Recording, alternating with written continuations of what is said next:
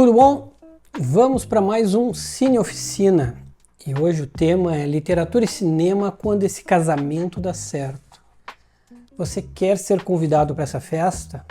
Então vamos juntos. Você está escrevendo? Quer escrever? Vai escrever o seu primeiro livro?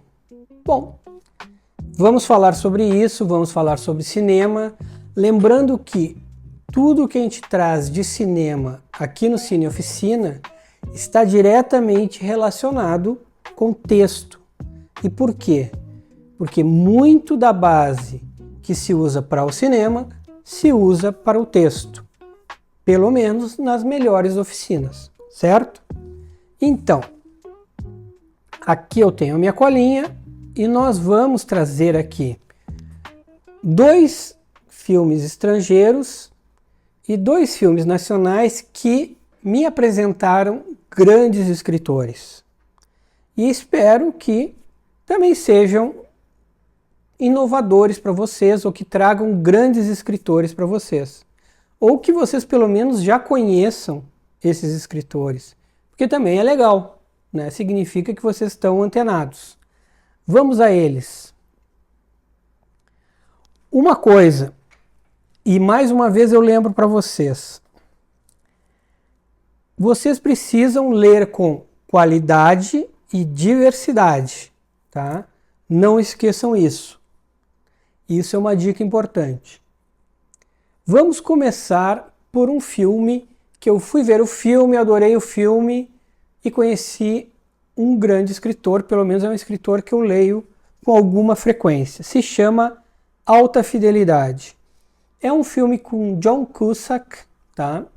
Conta a história de um dono de uma loja de vinil. Para os jovens que não sabem o que é vinil, é um disco que toca músicas, tá? Dizem que é o mais fiel, por isso alta fidelidade, em termos de som. E esse cara, ele tem mania de listas, tá? De fazer listas. Por exemplo, as 10 melhores músicas para se ouvir na segunda-feira, tá? E ele acaba de levar um pé na bunda trágico. E por isso, ele resolve fazer a lista dos 10 piores pés na bunda que ele levou.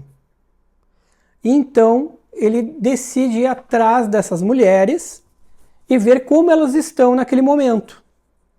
Porque tem mulheres que têm pé na bunda do colégio, da universidade, etc.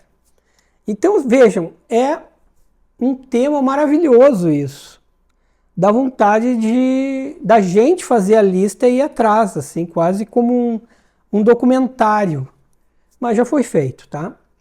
Então, esse filme é maravilhoso, tá? Mas, ao mesmo tempo, eu acabei por conhecer o Nick Hornby, ok? E o Nick Hornby é o cara que escreveu Alta Fidelidade, tá? Que traz essa trama sensacional. E a partir daí eu fui atrás de outros livros que ele escreveu.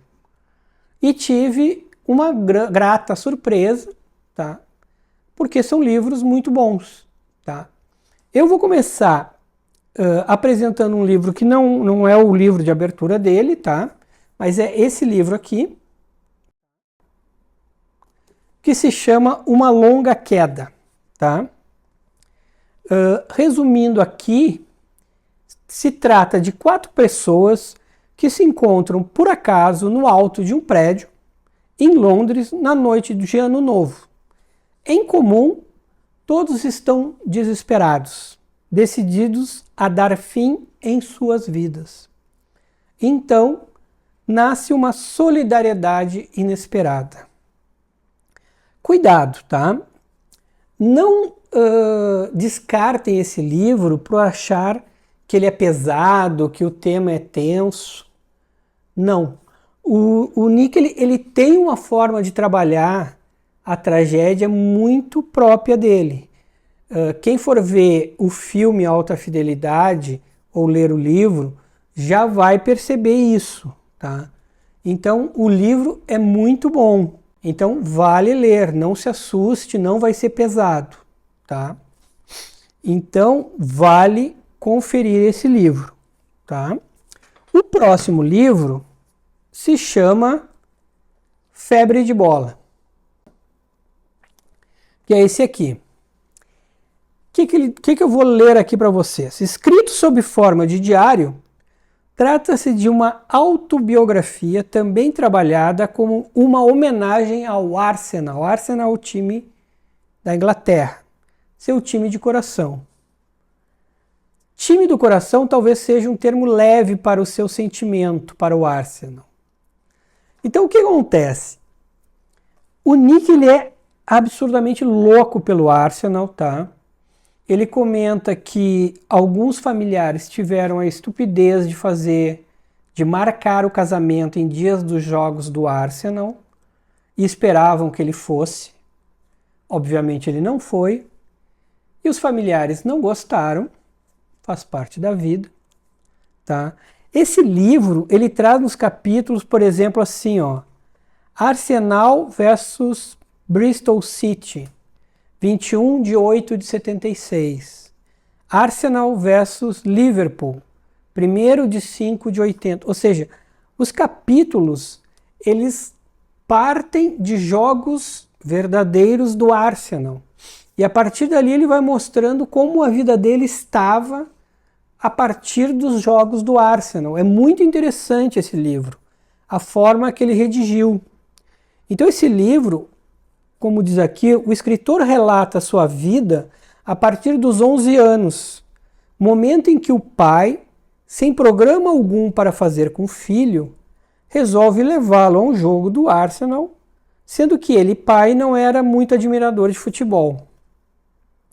E aqui acontece aquilo que eu mostrei para vocês num dos vídeos, onde há um escritor lendo um texto sobre a conexão de um leitor com um escritor de séculos passados ao entender aquele texto escrito para ele. Ou seja, quando há uma conexão, mesmo de um leitor na atualidade, nos dias de hoje, com um escritor de 2, 3 séculos atrás, né? Quando eu trouxe esse texto mostrando que isso era literatura. E aqui acontece isso também, e aconteceu isso comigo nesse livro aqui, tá? Primeiro, o que acontece? O pai dele era separado da mãe e eles sempre iam jantar num restaurante que não tinha ninguém, era ele, a irmã e o pai. Então era muito boring. E num determinado momento, nas férias de verão, a irmã foi para um acampamento de férias e aí o pai dele, sem ter o que fazer com o filho, assim, cansado de... Ele sentia que era chato aquilo. Descobriu que tinha um jogo do Arsenal ali perto e daí pensou, vou levar o guri ali, né? Ele não gostava de futebol, mas, né, vai ser um programa diferente para o filho. E levou o filho ali. O que aconteceu? Quando o garoto e o Nick entrou naquele estádio de futebol e viu aqueles homens falando palavrão, fumando, bebendo, ele naquela atmosfera, os caras conversando com ele sobre o futebol, o que ele entendeu ali? Cara, agora eu sou homem. Agora eu fui aceito pelo mundo masculino. E aquilo mudou a cabeça dele. E assim ele obrigou o pai dele a levar, a partir dali, em todos os jogos do Arsenal. E eu digo que isso me conectou, por quê? Porque isso aconteceu comigo. O meu tio, num determinado momento, ele tinha 4 filhas e na época as meninas não iam em jogo. Então ele precisava de um parceiro para ir no futebol. E aí ele me convidou. A gente morava um na frente do outro. E aí a primeira vez que eu fui no estádio de futebol foi exatamente isso. Foi esse o sentimento que eu tive. Todo mundo gritando. Ali eu podia falar palavrão. Era interessante isso. Eu não falava palavrão em outros lugares, mas no estádio eu podia falar palavrão. E era legal, e estava tudo bem. Porque as pessoas ao meu lado falavam palavrão. E aqueles caras fumavam, e aqueles caras esbravejavam. E era uma catarse, uma adrenalina absurda. E realmente ali eu me entendi por ter ingressado no mundo masculino e adulto. Mesmo sendo um pirralho de 9 anos. Então é interessante isso. E eu acho que até entendi que essa era uma forma um pouco para os jovens, para os garotos, uma forma meio de iniciação para o mundo masculino. Né? Então é interessante que isso nesse livro, essas formas de conexão que acontecem. Né? E até acho, agora me perguntando, até acho interessante como hoje muitas garotas vão ao estádio de futebol, eu fico me perguntando qual é a conexão que elas fazem ao ir ao estádio de futebol pela primeira vez. Porque é uma outra conexão, né? Mas com certeza há algum tipo de conexão, né? Com o pai, possivelmente. Né? Mas no meu caso, foi essa. Agora eu sou um adulto. Agora eu sou um homem, eu posso falar palavrão aqui. Né? É interessante, pode ser prosaico.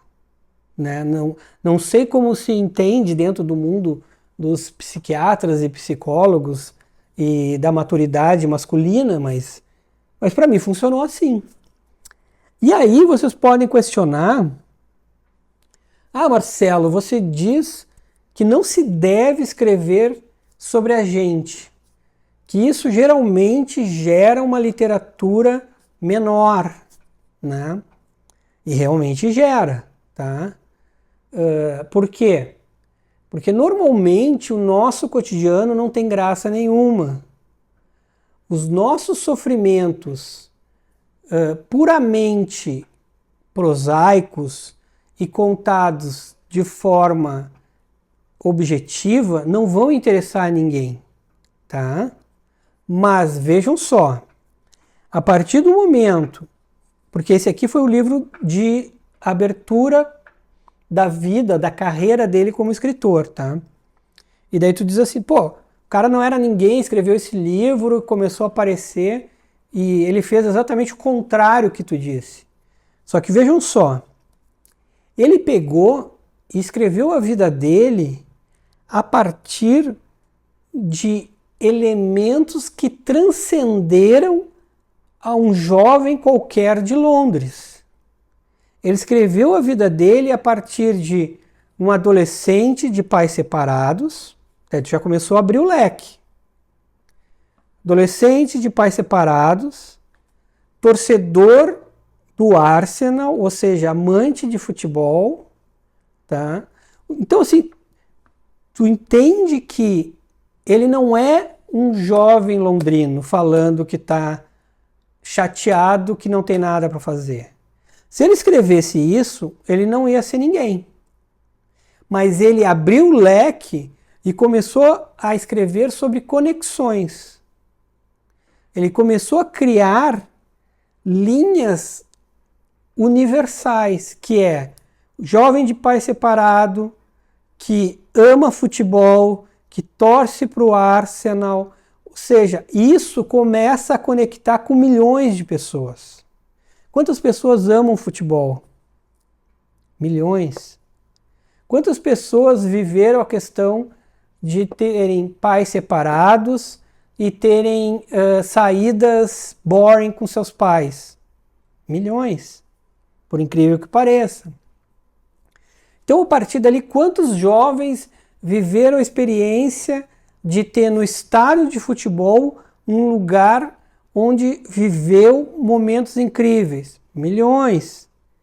Então, ele começa, mesmo falando da vida dele, ele fala a partir de experiências capazes de se tornar universal.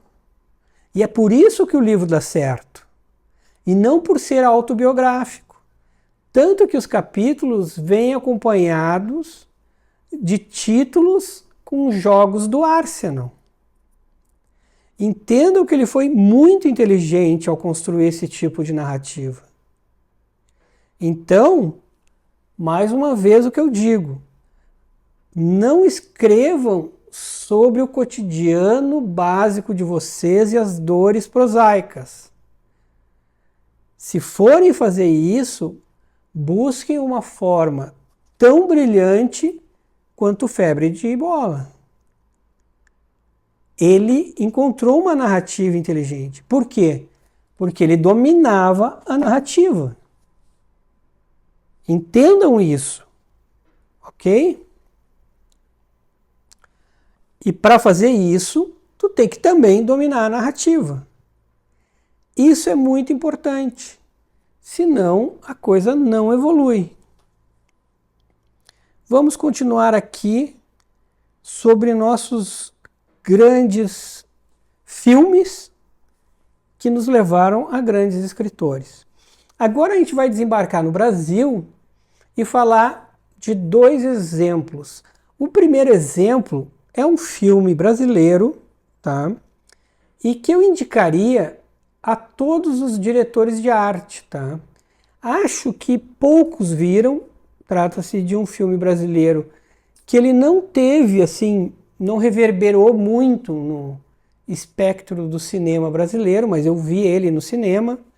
É um filme, eu achei um filme lindíssimo, tá? E se chama Lavoura Arcaica, tá? Ele é de 2001, tá? E eu vou ter que colar aqui um trechinho de como eu defini para mim esse filme, tá? Então assim, ó, numa tradução muito pessoal, eu digo que esse filme trata-se de um filme de cores vivíssimas, ritmo de filme francês dos anos 50 e a mais pura, rica, doce, singela tragédia brasileira. O filme e o livro, ele é lindíssimo, porém uma tragédia shakespeariana, assim. É muito triste, mas ao mesmo tempo é divino. É engraçado tu dizer isso, tá? E aqui está o nosso livro, tá? Do Randuan Assar. E esse livro, além de ser maravilhoso, o que me chamou a atenção? Os capítulos, eles não têm parágrafos, tá? Eles vão do início ao fim. Até porque a narrativa, a história é avassaladora. Ela te arrebenta essa história. E é interessante, assim, ó, eu tô lendo o livro do Stephen King sobre a escrita, tá? E é algo que eu vou trazer para vocês, ó, já fica um spoiler. E ele disse assim, ó, tem alguns momentos que ele diz assim, ó, pegue um livro e veja quantos parágrafos tem. E aí tu vai entender se esse livro, não precisa ler, só veja quantos parágrafos tem. E aí tu vai entender se esse livro é difícil ou fácil de ler. Na verdade, aqui não se trata de ser difícil de ler. Se trata de ser difícil de viver esse livro. Só que ao mesmo tempo que é difícil, é necessário e é sublime. É preciso ler esse livro porque ele é sublime. Então, é interessante que aquilo que está no Stephen King tem certa justificativa, né? Que tu consegue, então, vendo a questão da disposição de parágrafos, entre outras coisas que eu vou trazer mais adiante, perceber como é um livro, né? Mas, e ele traz a questão de ser difícil ou não como algo restritivo, né? Mas como uma forma de tu analisar um livro. E aqui faz sentido. Esse é um livro difícil de ler no sentido que ele é um livro extremamente denso, mas ao mesmo tempo ele é divino. E quem for ver o filme, e tu pode ver o filme antes e ler depois, como eu fiz, não vai ter problema algum, tá? Mas é maravilhoso, tá? Então, ele é difícil porque a história é de um sofrimento avassalador, mas tu tem que passar por isso. Entende? É a mesma coisa, tipo assim, eu não vou ler Romeu e Julieta porque é muito triste. Não. Tem que... Algumas tristezas são necessárias na vida da gente, né? Principalmente para o escritor.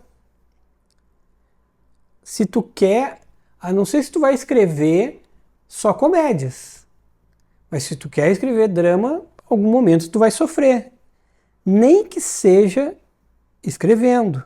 É melhor tu sofrer escrevendo do que tu sofrer na vida real, né? Então vamos sofrer na ficção.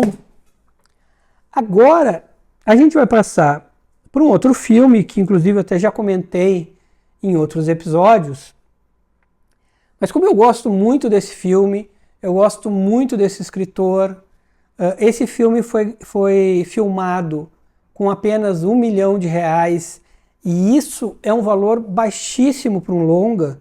Se você pensar que tem comerciais de 30 ou 1 minuto que foram gravados com R$3 milhões, com R$2 milhões, e tu pensar que o Heitor Dália gravou esse filme aproximadamente com 1 milhão, então tu entende o absurdo que ele fez com esse filme, tá? E o filme se chama Cheiro do Ralo, do Lourenço Mutarelli, que é o escritor que escreveu o filme O Cheiro do Ralo. E aqui eu tenho que contar novamente, porque acredito que várias pessoas não devem ter visto a historinha que eu contei sobre uma passagem do filme. Existe uma passagem nesse filme em que o protagonista, que é o Selton Mello, que é um cara sarcástico e bem pior que sarcástico, ele vai até um boteco que normalmente ele almoça, tem uma garçonete muito bonita, muito doce, e lá, enquanto ela está atendendo ele pergunta o nome dela. E a gente não consegue ouvir o nome, a gente só vê a boca dela se mexendo no momento em que ele diz que o nome dela é impronunciável. E a gente fica muito curioso. E em momento algum do filme a gente descobre o nome dela. Um dia eu encontrei lá em São Paulo, eu encontrei uma amiga que tinha visto o filme e ao sair do filme encontrou o Heitor Dália na farmácia. E a primeira coisa que eu falei para ela foi: tu perguntou o nome da menina para ele? E ela havia perguntado. E aí pronto, bom, eu vou descobrir o nome da menina, né? Seria um homem mais feliz nesse momento.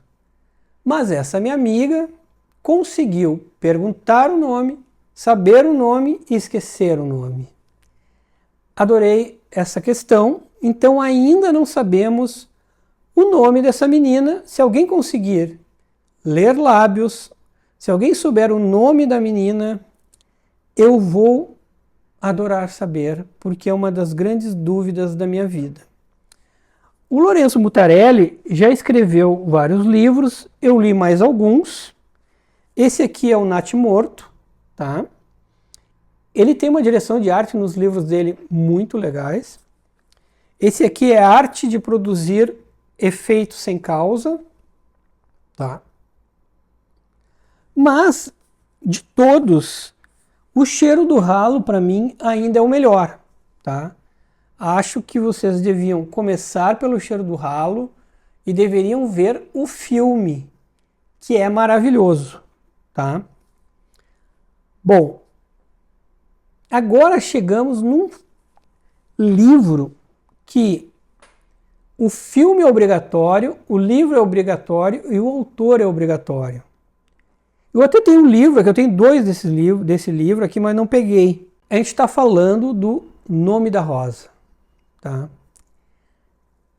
Esse livro, esse filme e Umberto Eco, todos são sensacionais.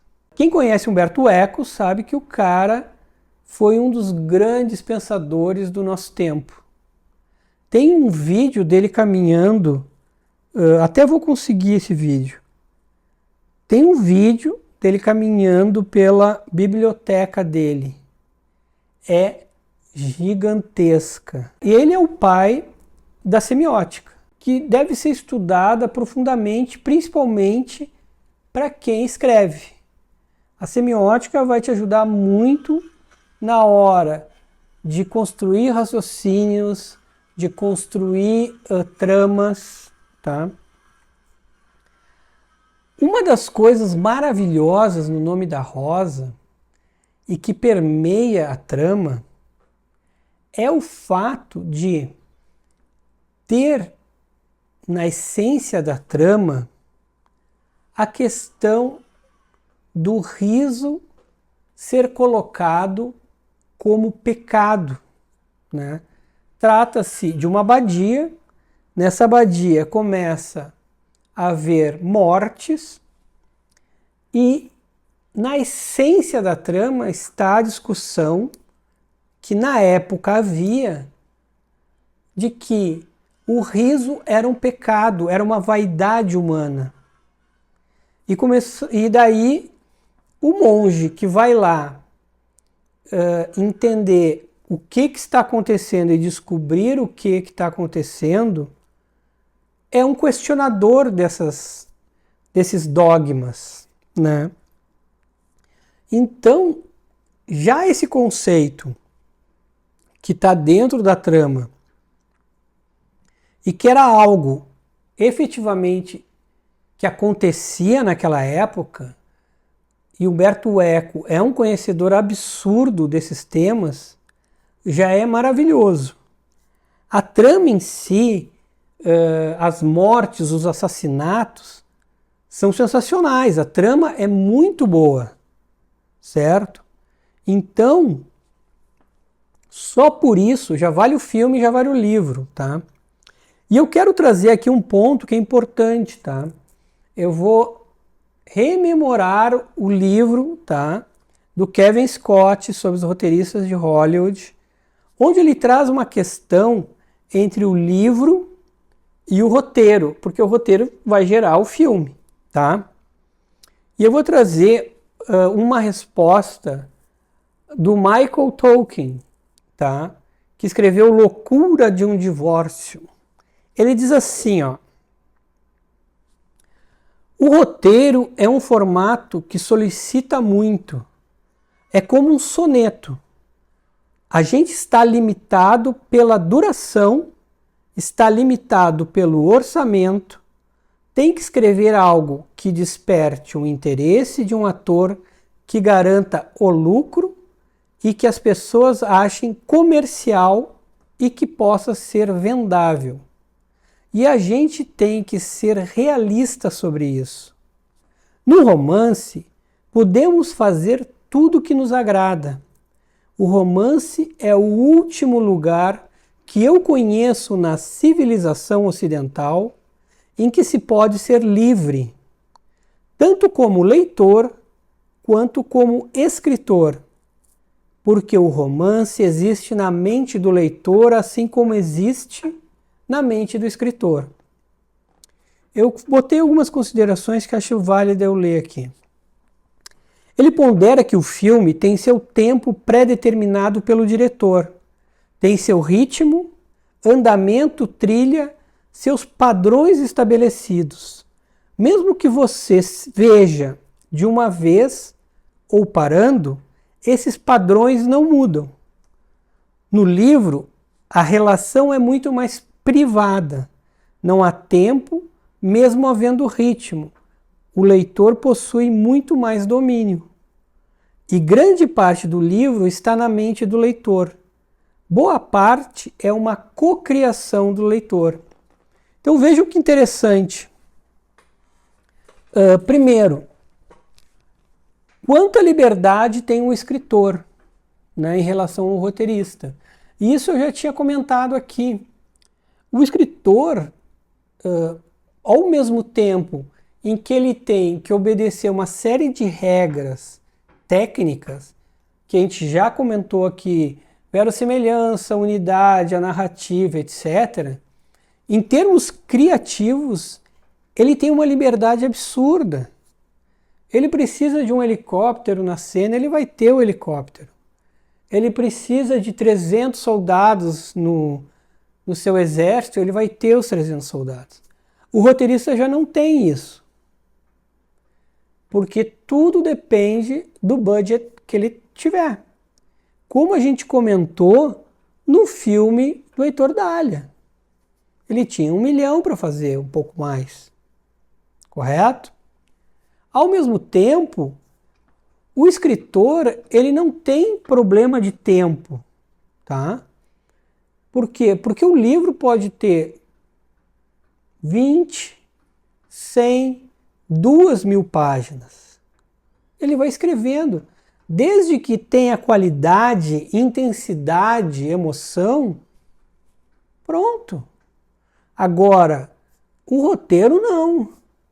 O roteiro tem um tempo determinado. Poucos filmes chegam a 4 horas como o Brutalista atual, como Era Uma Vez na América. Quantos filmes tu conhece que chegam a 4 horas? Então, tu é muito mais limitado no teu roteiro. Ao mesmo tempo, tu, como espectador, tu está vendo uma obra muito pré-definida pelo diretor e pelo autor. Por isso que os autores muitas vezes participam da produção. A gente que trabalha com produção sabe, por exemplo, que uma trilha sonora em uma cena pode mudar completamente o clima. E aquilo que o autor está vendo pode não ser o que o diretor está vendo de uma cena. Então, é muito interessante esse universo que a gente está falando aqui, né? De liberdades, de cocriação do leitor. É interessante tu prestar atenção nisso, principalmente na hora de escrever. E entender o quanto tu quer de liberdade para o teu leitor ou não. Isso é legal na hora de escrever. Por exemplo, quando a gente vai para o filme O Nome da Rosa, ele é um filme muito complexo de se desenvolver. Por quê? Porque tu tem um momento histórico, tá? Tu tens a história, que também não é fácil de contar, até por causa da trama. A trama é complicada, tá? E por isso mesmo, além dos protagonistas serem extremamente importantes para o filme, haviam muitos coadjuvantes que eram extremamente estratégicos para contar aquela história. Então tem excelentes atores também como coadjuvantes, porque senão o filme não ia dar certo. E além disso, existe todo um subtexto de semiótica por trás, que também foi muito bem trabalhado pelo diretor. Então ele é um filme bem complicado de se costurar, mas foi muito bem realizado. Além disso, tanto no livro como no filme, há um subtexto, quando ele aborda essa questão do sorriso, há um subtexto de que a gente pense no que está acontecendo no mundo de hoje, nas proibições que acontecem no mundo de hoje, nos sorrisos proibidos do mundo de hoje. E não é por acaso isso. Esse subtexto ele é intencional. E ele é perceptível tanto no filme como no livro. Então, isso é muito interessante. Então, vejam, usando o termo da moda, vejam quantas camadas é preciso trabalhar no filme e que está no livro. Então, é legal tu poder estar nos dois lados. Por exemplo, no meu caso, eu que escrevo e eu que produzo filmes, curtas, é legal tu estar nos dois lados e poder entender os dois lados. Como é legal também, mesmo que tu só escrevas, poder estudar a partir do cinema, porque isso vai te dar uma base, um background muito interessante. Então lembre, Umberto Eco é uma aula pra gente, tá? Como dicas, tá? Tem um livro de crônicas, porque ele escrevia para os jornais italianos, que se chama Crônicas de uma Sociedade Líquida. Esse livro é bem interessante. Ele é um livro grosso, tá? E são sempre crônicas pequenas, porque eram crônicas de jornal. E aí tu não vai aproveitar 100% das crônicas, porque algumas dizem muito respeito ao que estava acontecendo ali na Itália, mas a grande maioria tu vai aproveitar porque ele é um pensador universal, tá? Então tu vai conseguir fazer essa analogia do que ele está falando naquele momento para o que está acontecendo no mundo, né? Até porque ele é contemporâneo, né? Então essas crônicas não são tão antigas assim. Além disso, eu tenho dois livros, aqui eu tenho um, O Cemitério de Praga, que é um livro muito bom, tá? E o outro livro que eu tenho aqui é o Número Zero, quer dizer, eu não tenho aqui, mas vai aparecer aqui. O Número Zero também é um livro muito bom, tá? Mas, se você nunca leu Umberto Eco, comece pelo Nome da Rosa, tá? Que é sensacional. Esses dois são muito bons, as crônicas são muito boas. As crônicas é para quem quer se aprofundar um pouco mais em semiótica, em filosofia, em pensar os tempos atuais, tá? Quem não curte isso não vai gostar, tá? E aqui, esses livros que eu indiquei é para quem quer entender narrativa, trama, personagens, e ele tem um conhecimento histórico muito pesado, muito forte, tá? Aqui, feito isso, a gente passou por 2 filmes estrangeiros, 2 filmes nacionais, 4 escritores maravilhosos, tá?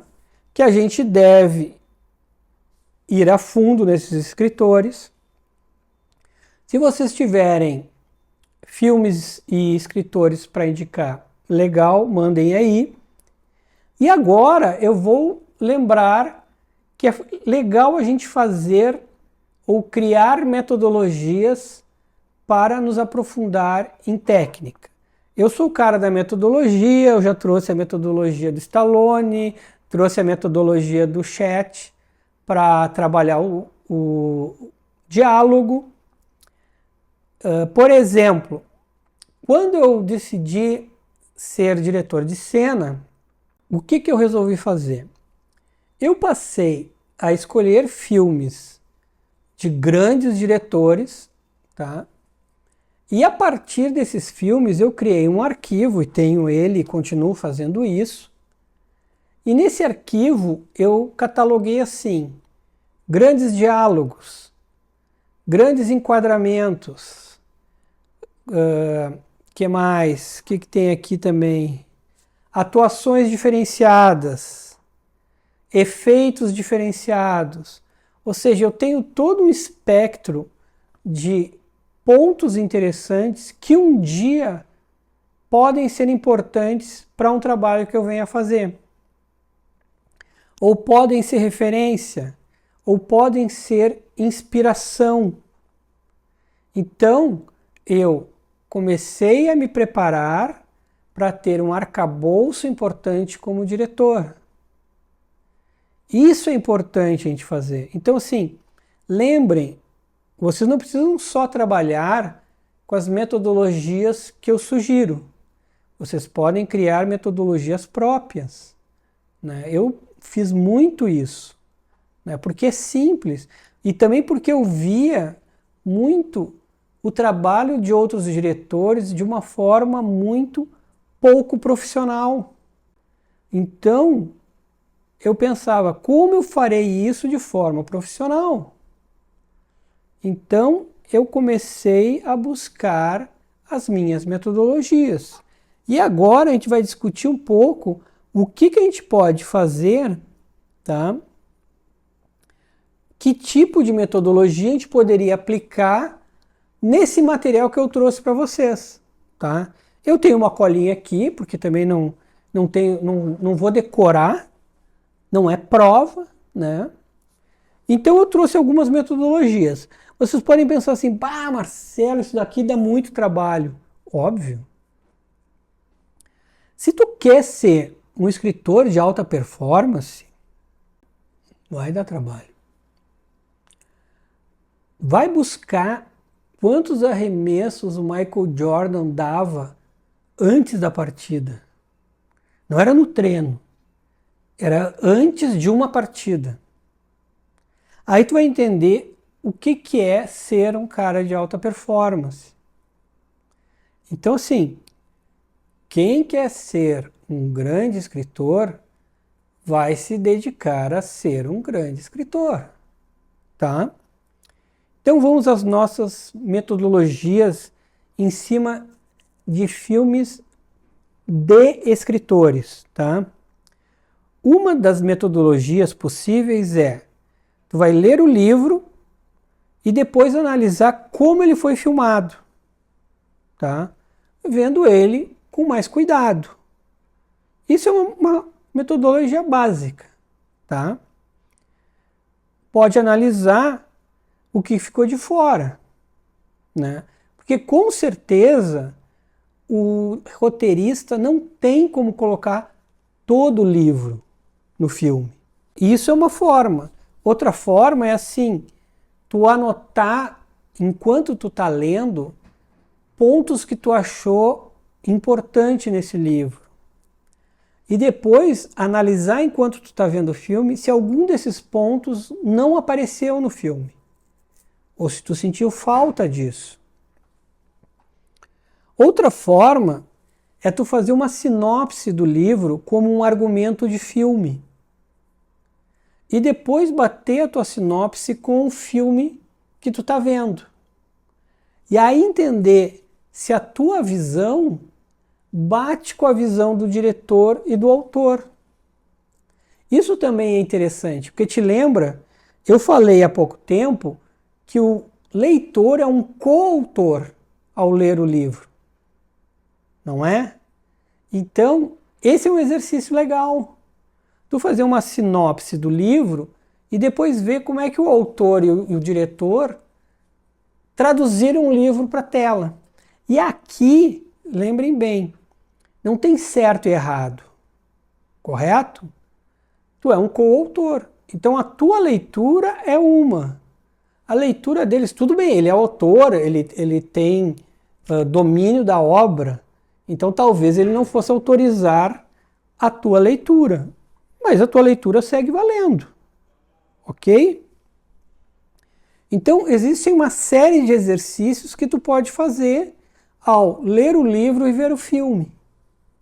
E isso vai te dar uma bagagem, uma fluência no teu texto e principalmente na tua observação, que vai fazer com que a tua escrita, o teu potencial criativo, o teu desenvolver de narrativa seja muito mais rico, interessante, fluido. Então aqui tem exercícios muito legais para que você possa fazer e melhore a tua produtividade, melhore a tua criatividade, melhore a tua análise de narrativa. Então, isso é muito legal que você trabalhe, correto? Então, tivemos grandes referências, tivemos dicas de exercícios legais, tá?